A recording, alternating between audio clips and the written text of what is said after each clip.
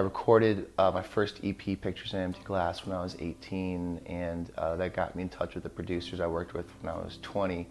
Recorded American Bittersweet, which was my first album. That sort of got the ball rolling, got one of my songs on a TV show on MTV, and just little things that kind of amped up my career a little bit. I ended up moving to Nashville shortly after I released the album, and been here for about 2.5 years.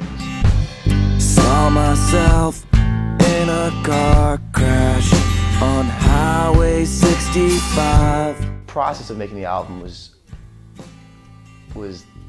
both like heaven and hell. It was like the most liberated artistic kind of process I've ever been through, but it was also, I mean, just working, you know, all these jobs. We were so broke, we didn't have any money. It was like 10 of us living in one house. I mean, I ended up in the emergency room while I was recording this album because of exhaustion and fatigue. I was just living day to day. I mean, you know, selling everything I had just to make rent, worrying that my mom was gonna die, and she's like going through chemo,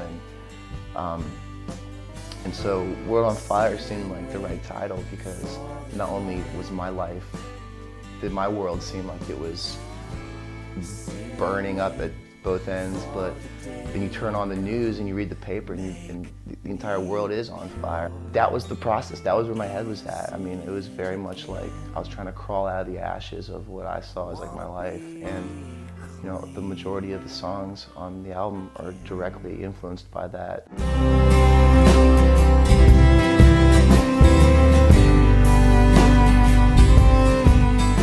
Every songwriter writes 10 songs in a week. That doesn't mean that they're good.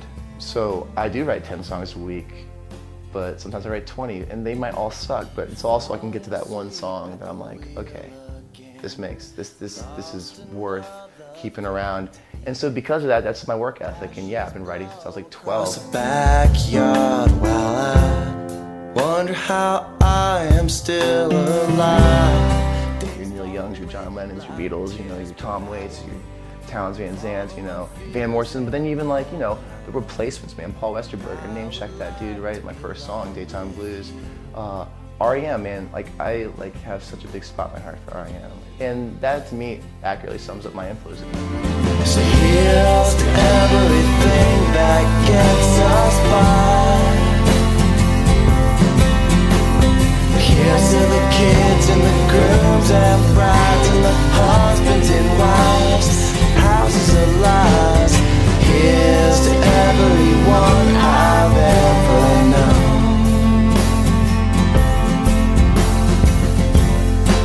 From a life I call my own. World on Fire, which is the new album, as it is how you'll be hearing it, we recorded it in my house. And my drummer had a Fostex Digital 16 home recorder and some microphones, and we just said screw it and just did it in our house. And I ended up signing with Wildflower Records, and that's sort of where World on Fire is now. It's getting ready to come out in January in the UK, and then around the rest of the world in March. I made it home on a